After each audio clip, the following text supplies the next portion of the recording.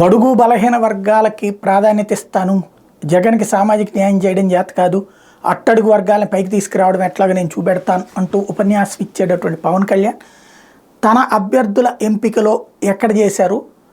Assembly స్థానాల్లో తను తీసుకున్న 21లో 2 బీసీలకు ఇచ్చింది 21లో. అదే సందర్భంలో పార్లమెంట్ స్థానాలు 2 తీసుకుని 2 కూడా కాపులకు ఇచ్చారు. పవన్ కళ్యాణ్తో పొత్తు పెట్టుకున్నటువంటి తెలుగుదేశం పార్టీ పార్లమెంట్ స్థానాల్లో 4 మాత్రమే బీసీలకు ఇచ్చింది.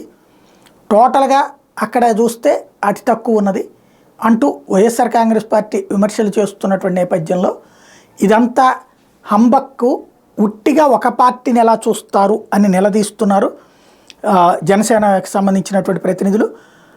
కూటమిలో భాగంగా జనసేన, టీడీపీ, బీజేపీని కలిపి మొత్తంగా 175 అసెంబ్లీ, 25 పార్లమెంట్ స్థానాల్లో ఏ వర్గాలకు ఎన్ని సీట్లు కేటాయించారో అన్నది చూడాలి. కానీ విడివిడిగా లెక్కేసి బురజాలడం అంటే పనిగట్టుకుని జనసేన మీద విషం చెమ్మడమే అంటూ ఆరోపిస్తున్నారు. అయితే ఇక్కడే కూటమిగా ఇప్పటిదాకా అంటే ఇంకా బీజేపీది అవలేదు, 10 మంది సంబంధించినటువంటిది ఉంది కాబట్టి అట్లాగే వీళ్ళిద్దరిది కూడా తేలాల్సి ఉంది.